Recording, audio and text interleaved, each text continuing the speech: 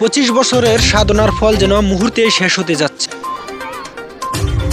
শেরপুর থেকে ময়মনসিংহ নতুন আঞ্চলিক মহাসড়ক হওয়ায় ছোটখাটো দোকানপাট ঘরবাড়ি ভাঙ্গা পড়লেও রামভদ্রপুর বহুমুখী উচ্চ বিদ্যালয়ের 400 ফুট সীমানা প্রাচীর, খেলার মাঠ সহ অর্ধশতাধিক 30 বছর বয়সী প্রাচীন গাছপালা, একটি পাকা ঘর, মসজিদ ভাঙ্গা পড়ে।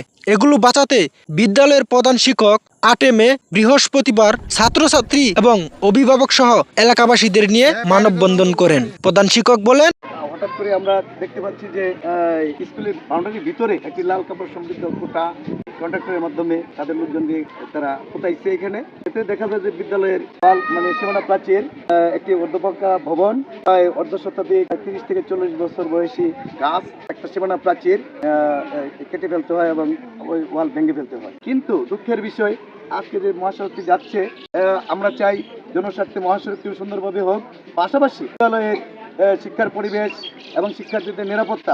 এলাকাবাসী ঠিকাদারকে বলেন, ব্রিজের পিলার 3 মিটার দক্ষিণ দিকে সরিয়ে দিলে বিদ্যালয়ের প্রাচীর, খেলার মাঠ সহ গাছপালা রক্ষা পায়। কিন্তু এসব কথা কর্ণপাত করেননি ঠিকাদার। শিক্ষক সহ এলাকার মুরব্বীগণ বিদ্যালয়ের প্রাচীরের পাশ থেকে দক্ষিণ দিকে পরিমাপ করে দেখেন যে বিদ্যালয়ের প্রাচীর না ভেঙেও রাস্তা নেওয়া যায়। এলাকাবাসী বলেন, 25 বছর সাধনা করার পর বিদ্যালয়ের প্রাচীর দেওয়া হয়েছে। 25 বছরের সাধনা যেন মুহূর্তেই ভেঙে ফেলা হবে।